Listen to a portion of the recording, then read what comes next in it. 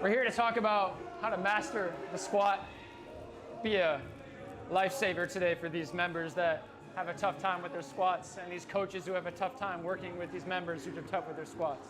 The warm-up, you need to warm up for the warm-up, you know? Like MC says, I got to stretch before I stretch. Thank you for coming in and doing this squat clinic with us. Happy to.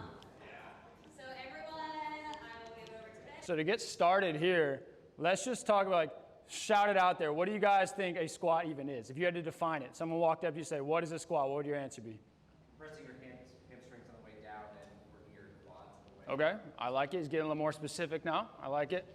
All right, so simply put, what I define it as is when your pelvis, your hip bones, are moving vertically in space, right? So if you look at me here, straight up and down, my hips are moving up and down. They're not moving forward and back, right?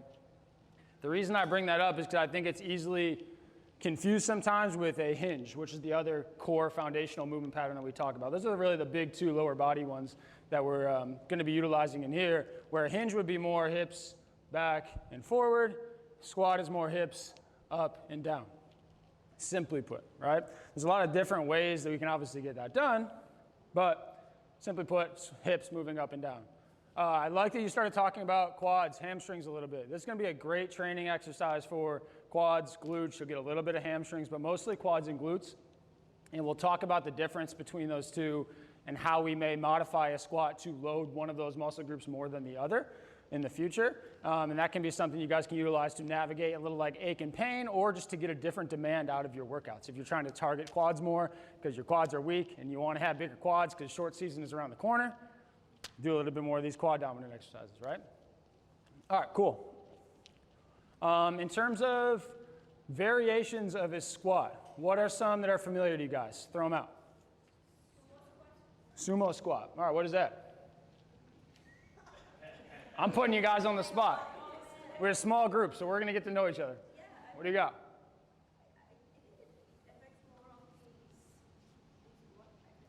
Yeah, feet a little bit wider, right?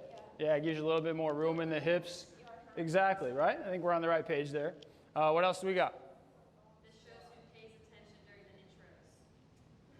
front squat. There you go. There's one. Box squat. Okay, cool. Which is just a squat to a box. Very self-explanatory. That's one of my favorites because you don't even think about what it is. It's like box squat. Cool. Got it. Don't have to think. Working out. What else? Suitcase squat. Okay, that's an interesting one. Heels elevated squat. What do you know about heels elevated squat? Why might you do that? Cool. I like it. One of a bunch of reasons why. That's one of the bigger ones. We'll talk about a couple others as we go. Any other variations we got out there? Goblet squat. Goblet squat. What is a goblet squat? You're not allowed to just drink coffee over there in the corner. Yeah.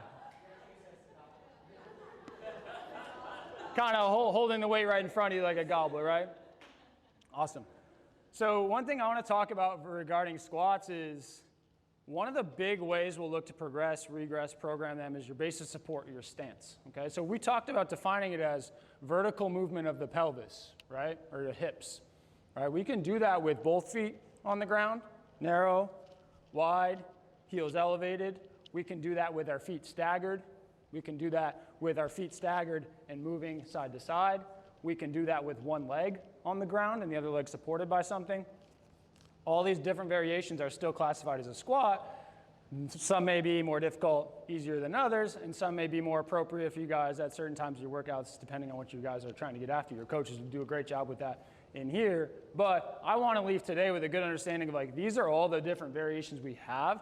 Here's why we can utilize all these variations, and here's why some are more difficult than others, okay? So let's start bilaterally. So both feet on the ground. We just named a ton of them. Okay, the first one we'll talk about is like a bodyweight squat or a box squat, right? Where we're just going straight down, loading down to an object or not an object, and coming on back up. Okay, we'll start with the simplest form here in terms of body weight. And we'll talk about some of the key things we want to see with a squat before we start getting into more advanced options here as we go, okay?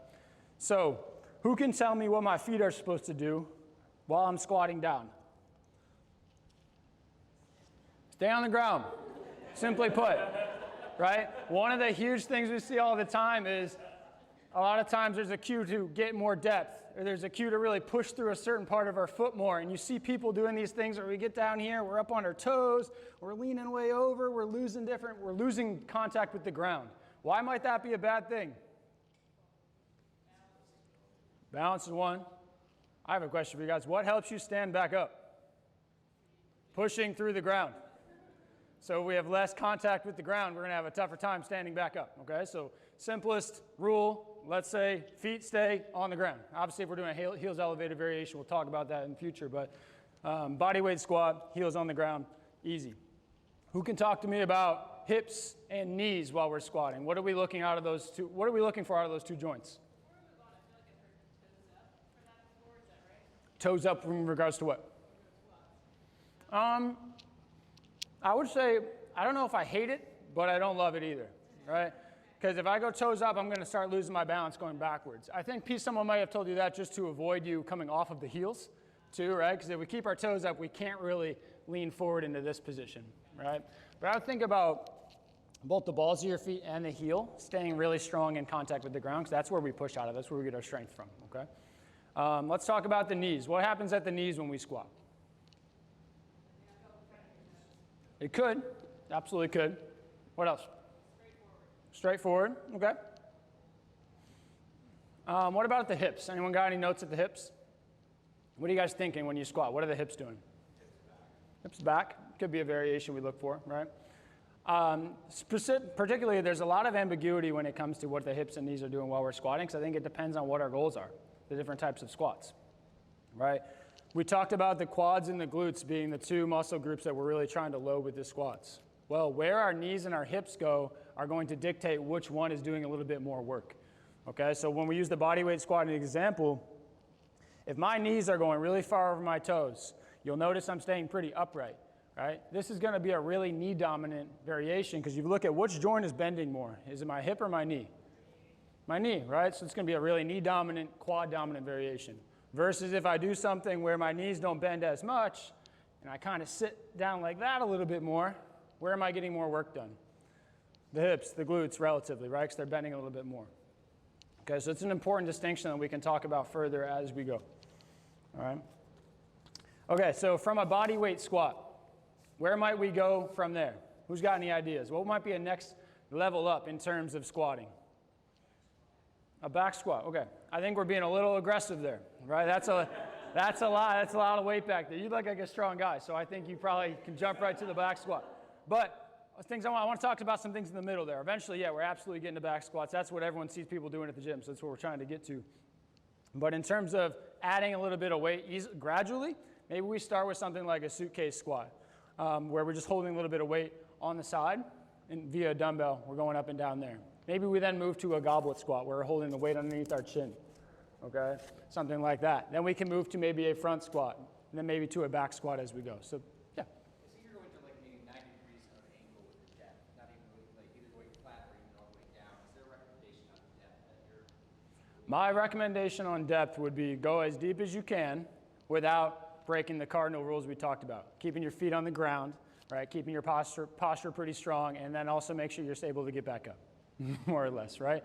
90 degrees is usually a pretty good rule of thumb. If you can get to 90, that's awesome. If you can get deeper, the more range of motion you go through, the more work you're going to be able to do on certain muscle groups, the more you're going to get out of it. But we don't want to sacrifice control, stability, potential injury risk by doing something that looks a little bit wacky, right? You see these demonstrations on the screen as people go. You don't see anyone doing it like this just to get down there and then come on back up, right? They're in control, okay? So yeah. All right, cool. So bilateral variations, we hitting on a couple of them there. What I want to talk about now is bilateral to asymmetrical stances. What does that mean to you guys? Asymmetrical stance, there, right? So we talked about bilateral squats being our normal body weight squat, our front squat, our back squat, our goblet squat, our sumo squat, all these variations with both legs on the ground. What if we wanted to target one leg a little bit more than the other, right? We can always jump to a split squat, a lateral squat, or a lateral lunge, which you guys might know it as, where still, if you look at my hips, I'm moving more up and down than I am forward and back. I'm now just doing this in a asymmetrical stance, which is going to bias one of the legs a little bit more, okay? Does that make sense? Pretty self-explanatory there. I would view asymmetrical squats as like a slight progression from bilateral squats. Assuming the weight stays the same, you're doing more relative work on one leg. So that's going to be a little bit of a progression for us there, okay? What about some single leg squat variations? What do you guys got? This is one we didn't really throw out at all in the introduction. What's up? Pistol squat, there's one. What else? Bulgarian split squats. What else we got? Skater squat. There we go. That's a good one. Anything else? Curtsy squat. I would say it might be a little more of an asymmetrical one, but you got both feet on the ground still. There's always a little bit of gray area between these, obviously. Like Bulgarian split squats too, is like your foot's on something. So is it truly single leg? From an effort perspective, yes. From a base of support, probably not. But it's all good. It doesn't have to be exact as we go. What were you about to say? You call the one that we do on the box with one leg and you come down. Is that just a variation on this? Show me. Let's do it right on the bench. I want to see it. Demonstrate it for me. Yeah, I would call it like a step down, right? Which I would also classify as a single leg squat variation. Important, why? Because all these things we do throughout our day involve us being able to squat in multiple different stances. That's why you see your programs entail so many different variations. That's why it's important to be able to do all the variations and not just choose the one that you're the best at, right? A lot of times people see front squats on there, like, no, I'm just going to go back squats. I'm stronger there. Or they're going to see Bulgarian split squat, be like, you know what, I'm just going to go regular split squat, leave my foot on the ground. Being able to perform these movements with both feet, split stance, single leg, a bunch of variety of stances is important because what do our daily lives entail? A bunch of different stances, right? We're going to get down, we're going to tie our shoe. We're going to get down, we're going to grab something out of the cabinet. We're going to sit down on the toilet every day, hopefully, unless we got other health issues going on. We won't. Not here to help you guys out with those, but sorry, got off track there a little bit, right? Any other single leg or asymmetrical stance variations that I didn't cover that you guys got in mind or have any questions on? Nothing? Okay, cool. What I want to get into now a little bit is talking about how squats in general is just like one massive gray area of like, what are we trying to get done? The term squat is such an umbrella term that when you see it on your program, don't think you should have one option like I'm just doing my squats today, right? We talked a little bit about it earlier about heels elevated variations, quads versus glutes in terms of a focus area. I want to talk now about how you can look at somebody do a squat or look at yourself do a squat and feel yourself move and how you can understand how can I change this a little bit to make this more of a glute or a quad dominant exercise, or how can I modify this to be able to tolerate it better and complete my workout the way I want to, okay? So if somebody gives you a goblet squat to do as part of your workout, okay? Somebody come up here, grab a small weight, and demonstrate a goblet squat for me. We're going to use you as a. I said small weight. Oh my gosh. Awesome. Now, is that small enough where you can pause down at their bottom for a little bit? All right, cool. What I want you guys to all look at here. So we got our feet flat, right? We're in a good spot there. I want you guys to look at the angle of her trunk and the angle of her shin. Okay? Now, what can you guys tell me about that? You can stand on up. Pretty good, right? Pretty close to parallel. I would say we are a little bit more angled at the trunk than we were at the shin, okay? Why might that be important? Why might that be important to know and recognize when we're doing these? Anyone have ideas? Nothing, right? So her trunk angle, let's break it down one by one. Her trunk angle, what does that tell me? Load on the lower back, maybe? If she leans further forward, what joint moves a little bit more?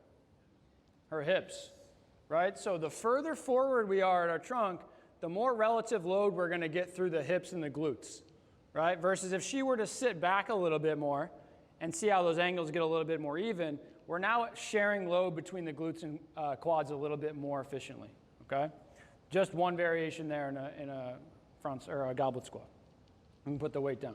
Now, if I were to have a bar on my back or in front of my back, say I had a front squat position here, and I go and do a front squat, what do you guys notice about my trunk and my shin angles? Yell it out.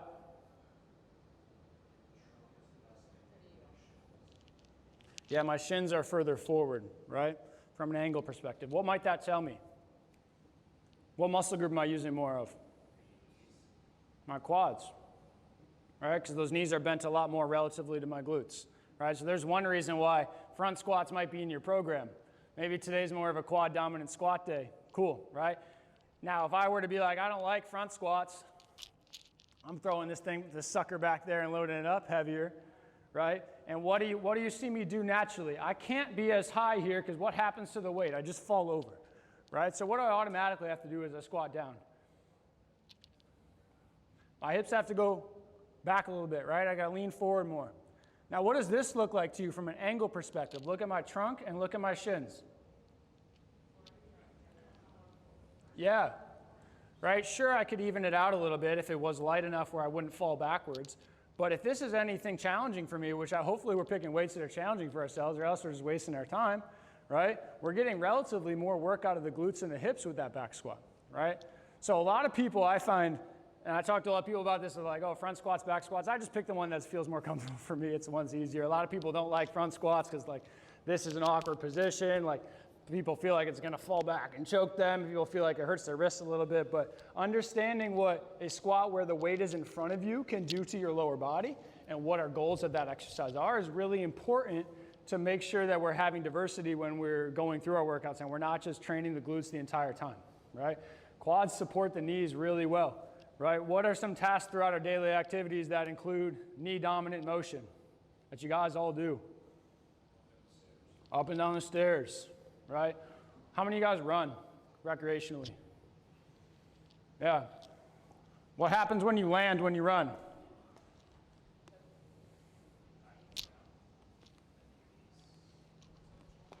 Bend your knees, right? When we're how many of you guys run like this? Not many, right? So running in general, yes, there's a little bit of a share to it, but it's largely more of a knee-dominant load repetitively over time, right? You take a high percentage of your body weight, multiply by like 8 to 10 times your body weight when you land from running just one step, right? If you're going to go run a half marathon like my guy Paul coming up, so everyone make sure you congratulate Paul when he successfully completes it. But you're going to do that, you're taking thousands of steps, right, landing on those knees. So if all we ever do is back squats, and if all we ever do are bilateral squats with the bar on our back, what are we probably missing? Some single leg loading of those quads and those knees to prepare us for what we want to do. Okay, so just one example why it's important to have some variety in there. Now, what if you have front squats in the program, you're like, I literally cannot hold this here. Hurts my elbow, hurts my shoulder, I don't like it. What are some options you can utilize that is maybe a good modification that would be better than the back squat based on what we know about trunk and shin angles now? A goblet, right? A goblet would be an excellent one. The difference between this, look at where the weight is, right? It's right in front of me. Okay, it forces me to keep my trunk a little more upright.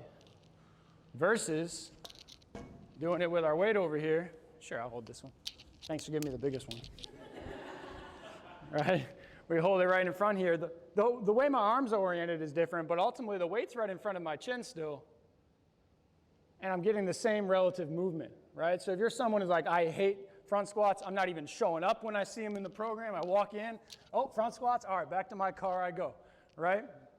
Instead of either grossly going against the workout or just being like mentally stressed out because you got to try to do front squats, be like, maybe ask your coach, be like, hey, can I just grab a goblet squat that's equally as heavy? This one hurts my elbow a little bit. It's more comfortable holding there. Yeah, that's a great alternative, right? You can get the same demand in the lower body. You don't have to worry about choking yourself with the bar. And you're just ultimately everyone's a little bit more happy about that, right? Coaches, everyone alike, okay? What else do we want to talk about here? Let's see how that can play over into a split squat too. Would somebody tell me, somebody say split squats are quad dominant or glute dominant? It's a tough one. What's up? Potentially. Elaborate for me. What do you got?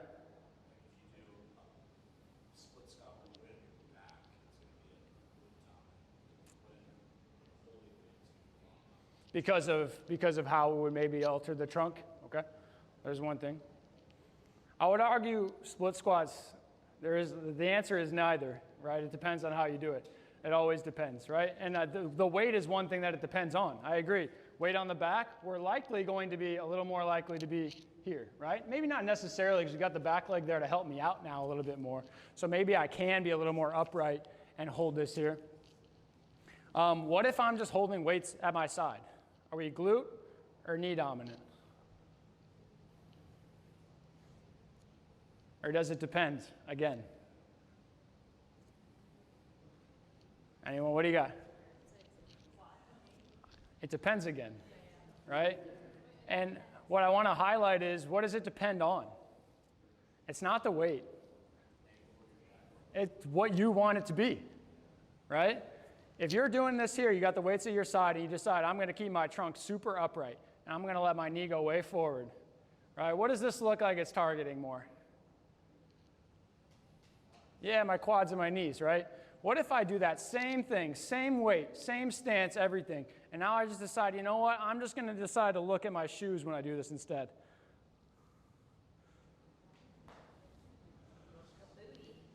Right? So when your coaches are telling you, hey, keep your eyes up, keep your chest up, keep your chest leaned over forward, right? That stuff matters. It's not yelling at you because they want you to look at this one spot on the ground or check out the paint job on the wall. Your eyes will dictate where your spine goes, right? So if I'm looking up the entire time, I can't lean forward, right? You try to look up when you're doing that. It's like, oh, it's awkward, right? You can't do it. You know what I mean? So thinking about you guys are being in control of your workouts as you go, like, man, my glutes are fried from whatever I did the other day. Okay? Oh, we got split squats. I'm going to be cooked, right? I can't do this. I'm just going to mail it in on this one. Well, why don't I just choose a more knee dominant variation for today? And your coach that comes over, like, what the heck are you doing that for? You just say, Coach, you have no idea what I did yesterday to my glutes. I can barely sit down right now, so we're going quads today, okay? Now, you don't always have to do it talk like that. I mean, that's a little bit of a unique situation, but understand the control that you guys have over the situation. Does that make sense? Okay? All right, let's put it to test then. Who wants to show me a glute dominant variation of a single leg squat? Jess, go for it. Let's say we'll do, yeah, Jess, let's see it. Just regular single leg squat. Yeah, let's go like a pistol squat. Good. Now, a little bit more, right? And you'll notice that there's certain things with the single leg squat that make it a lot more difficult to make it glute or knee dominant, right?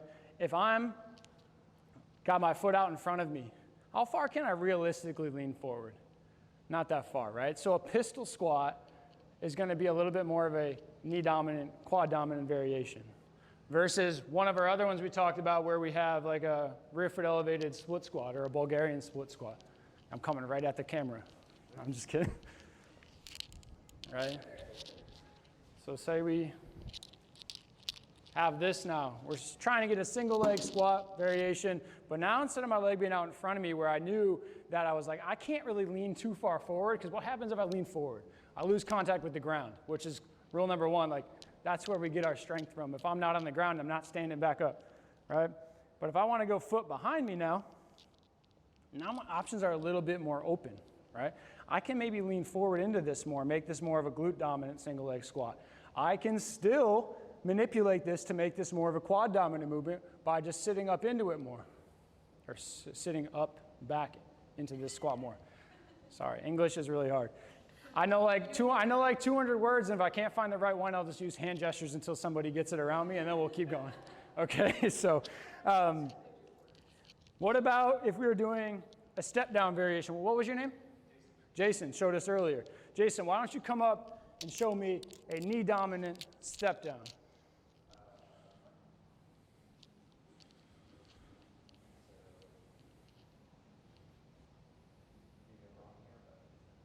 That looks pretty shared, honestly. That's excellent. Where do you feel it? A little bit here, not so much. Yeah, what if I have you do that step down and try to reach forward with your foot? And while you reach forward now, what I also want you to do is I want you to keep your eyes up on the ceiling. The ground's not going anywhere, I promise you. Right? And maybe we stick our arms out in front of us too. Right? And you guys can see how it becomes more and more knee dominant as he goes, right? And you feel this more and more in your quads the further forward you try to reach, right? And the more upright you are in your trunk. All right, now go with the hip dominant variation.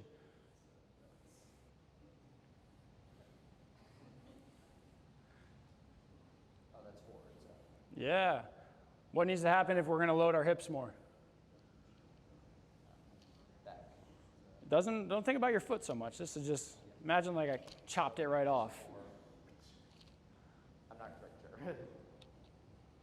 Now do it. Got it. Right? Where do you feel that more? A little bit more right here. A little bit more right there. Now do it again. Don't let your knee get past my hand. Now where you feel it more? But more here. A lot more, right? Yep. You can just see how you can manipulate where your hip or your trunk or your knee go to just get that difference between the two things, okay? Brandon talked about heels elevated squats. He talked about it as a great way to get increased depth into squats. Why might that be the case? Who's got some ideas other than Brandon? 'Cause it sounds like he's got that one squared away. Get more what? Okay, so getting deeper into the squat will allow us more range of motion, which will allow the muscle to have to work through a greater range of motion, which inherently will then increase the burn or the work we're doing. So I think that is a byproduct of doing it. Why does it allow you to get deeper, though? Does anyone have any thoughts on that?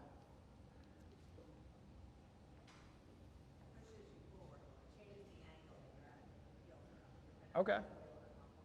Okay. A little bit. Any other thoughts? What was that? Yeah, right? So when we think about range of motion during a squat, right, we're loading multiple joints. We're loading our ankles, we're loading our knees, we're loading our hips, right? The depth that you can get to without breaking our rules of keeping our feet on the ground and keeping decent posture is going to be governed by how much range of motion do you have, right? If I can only bring this ankle to move this much, right, I can't go any further than that. I'm going to have a tough time getting deeper without falling over, right? But if I elevate my heels on something, I don't know, let's say we use this.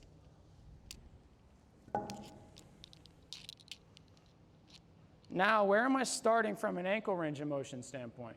All right, if you guys look at it from the side. Yeah, versus there. Right, you can see I'm already kind of biased the other way a little bit, right? So if ankle range of motion, if I've got stiff ankles, maybe I've had some ankle sprains in the past, and they always just feel stiff. I always have a tough time with things regarding my ankles. And I throw them up on here, it's going to allow me to have more range of motion to get down into without having to compensate at other joints. All right, when we run out of ankle range of motion, what do you see the first thing happen? If I can only go this far, and I'm going to try to get lower, what am I going to try to do it? Like, this weight's got to get down there, right? This weight's got to go, right? And then we just turn into really hip-dominant activity. So this would be a good way to get some like more quad burn, like you said, and get more depth into our squats without having to like get complete new ankles, which aren't really that cheap if you're looking for off-the-market ankle replacements. Black market ankle replacements are not cheap, so. Okay, does that kind of help? The other thing with the heels elevated is it does kind of change where your center of mass is going through your feet. This is a little bit more scientific, but simply elevating your heels is going to make something a little bit more like anterior chain or your quads to do a little bit more of the work relatively. The opposite is not always true of elevating your toes. I know that would make sense, right? The reason it's not is because if you elevate your toes, what do you run into earlier? The end range of your ankle range of motion. So you kind of just limit the range of motion you can get to in general, and it just makes it kind of a waste of time, simply put. So you don't see no one's ever out there programming like toes elevated squats, and you're like, that just sounds like a way to crush my ankles into oblivion, more or less, right? Heels elevated squats are a great tool to increase depth, increase quad and knee loading. Another variation, like an extreme knee dominant variation of a squat we might do is maybe we get somebody heels elevated, So I'm already biasing the quad a little bit more, and we try to get going into like a pistol squat variation there. Got to practice those more. So you can see how you kind of put it all together, right? Should be very important for maybe if you're running downhill or something like that where it's a very knee dominant activity, okay? I think that was it. Was there anything specifically that, Manoli, that you guys had gotten from coaches and stuff that you wanted to talk through that we didn't already?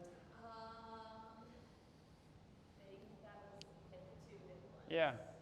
I think, first, does anyone have any questions on things we've talked about? I know it's kind of been a little bit bopping back and forth here as we go. Knees, glutes, quads, any of that stuff. Different stances, different ways to hold the weight.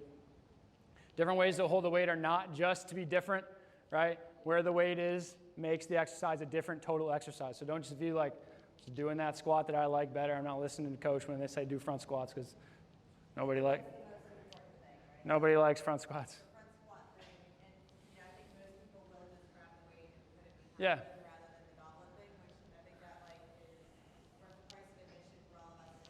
Yeah. One thing I want to talk about too is like a lot of times people will do that because they're like, I don't really feel like I can even hold this here, right? They'll be like, how do I go? I got to bring this bar off the ground and then I got to get it up here and I'm like stuck here. I'm like, I can't do this, right? I don't have the mobility to get my elbows forward. There is another variation you can do where you kind of like get up underneath it and then you can roll it down and kind of hold it here where you just bring your elbows up. Initially, this can be kind of uncomfortable because it is right up against your esophagus, more or less. So people are like, I feel like this is not a good idea for me, especially if I'm challenging myself. But if you lock it in with your hands there, you can give yourself another variation. But if you're really terrified of it and you really can't figure it out, ask your coach for help. And if you still can't get it, I would say grab some dumbbells, grab a kettlebell, hold it in a goblet form, right? If you want to go heavier than the heaviest kettlebell and you're like, I need a couple dumbbells to do it, you can very simply just rest them up here too. Hold them right on our shoulders and we're going down. What does this look like? It's not that much different than this, it's just a different object, right? So understanding how you can choose different ways to do that, I think is really important, okay? They'll also program like charger squats too, where you hold it in the elbows. Another variation. That's just like, that's just violence. That's choosing violence, but yeah.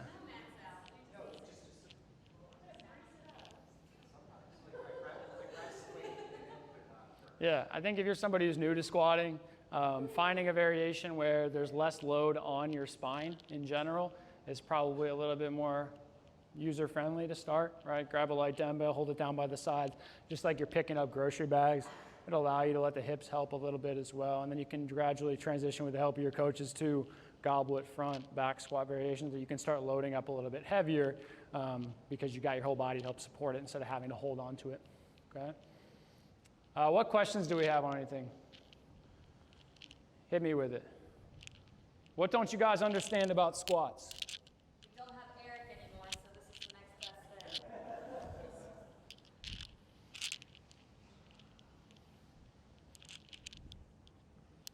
All right, what's the number one rule of squatting? Keep your feet on the ground. What about while you're setting up for a squat? Where do our feet go? This is something we missed early on, I think is important. About shoulder width apart, maybe just outside. I think it might depend on what you're trying to do, again, right? If I'm in here, I might run out of range of motion in my hips sooner, so maybe they're more quad dominant, right? If I'm all the way out here in our sumo squat variation, what has to bend more to get down to this area, right? I'm trying to pick something up, it's more of a hip dominant motion. You can look where my knees are. They're not getting very far over my toe because honestly, like this is a position I don't want to get stuck in, you know? So that's an important thing to talk about. Another one that I see a lot is coaches will talk about like, oh, you got to have your toes turned out or straight ahead. People see the video demonstration like, oh, her toes are straight ahead. I want to make sure I do that. But it's really uncomfortable when I do that for me. It pinches at my hip or it hurts my knee, things like that. What I tell my clients and people that I talk to about this is like, find a stance that is comfortable for you, that you can get to an achievable depth with keeping your feet on the ground in good posture, and do that, right? Everyone's anatomy is a little bit different at the hips. So if you're trying to pigeonhole everybody into squatting with your feet straight ahead, right? Some people will be awesome at it. Some people will not have enough range of motion at the hip, or they don't have the body type to be able to do that. So they have to be a little bit wider. They'll have to toe out. I've had clients that had previous injuries that squat like this. And guess what? Their goals are just to work out, and that allows them to work out and do everything they need to do. So I'm like, I don't really care that that looks kind of weird, right? Sure, we'll maybe change things as we go in our program to make sure we don't have other injuries from that. But if you can't get your foot in here because you had a hip replacement or you had some other thing going on with your hip, I don't need you to, whoa, who put that there? I don't need you guys to really dive deep into like trying to make everything perfectly symmetrical, okay? What else we got? Trying to think, to summarize. Who can summarize some key points from today? You just yell them out. I feel like I'm just listening to myself talk here. There is. Yeah, why? Absolutely, right? The squat is an umbrella term, right? All of these things we talked about, a split squat, a single leg squat, a goblet squat, a sumo squat, are all variations of a squat, which is what? What is a squat? Just the hips moving up and down versus what's its counterpart? The hinge, which is what? Our hips moving forward and back, right? We'll eventually come back and maybe do something on the hinge as well and talk through the variations of that, but I'll spoil it a little bit for you. Hips moving forward and back, there's a lot of different variations and variables you can utilize to progress and regress these things. Different stances, shared bilateral, asymmetrical, single leg stances, where the weight is held, right? The principles are all relatively the same. We're just talking about a different movement, okay? Cool. Who else can summarize something? Who can tell me about the relationship between the glutes and the quads while we're squatting? Anybody? Forward is what? Oh, forward, no. What? No, force glutes. More upright is more quads. Yep. If you guys are ever confused on that, find a wall and literally try to squat as far down as you can on a wall, keeping your back flat up against it, and tell me which muscle you feel. Okay? You'll remember it really quickly because those are not fun on your quads. Okay? So you won't have any issue confusing those in the future there. All right? Okay, so we've got trunk more upright equals quads, trunk more forward pitched equals our glutes. What's the reason we might use a heel elevation while we're squatting? Better depth? Yep. How did we get better depth out of that? More range of motion at where? Yeah, mainly the ankles, right? It allows us to use more of the other joints as well. Okay? Awesome. Is a heels elevated variation quad or glute dominant? Generally quads, right? Because anything that's going to shift you closer to your toes is going to be a little bit more of a quad dominant variation. Anytime we're really strong in our heels, we might have a little bit better job with the glutes there, okay? Okay, does anyone have any other questions, concerns, related or unrelated? I want to make sure you guys got everything you were hoping to out of this and don't leave here with any questions about squats so you can just absolutely crush your workouts going forward. Quickly, can we talk about weight and reps? Yeah. I know it's a little bit difficult in here because we don't have a super long rest to work ratio. Yeah. But how many reps would you recommend if we're trying to get stronger? Yeah. Because a lot of people, but we have pretty light weights in here relatively, so if you can kind of like speak on a goal of pick a weight where you can get X amount of reps. Yeah. To kind of work strength.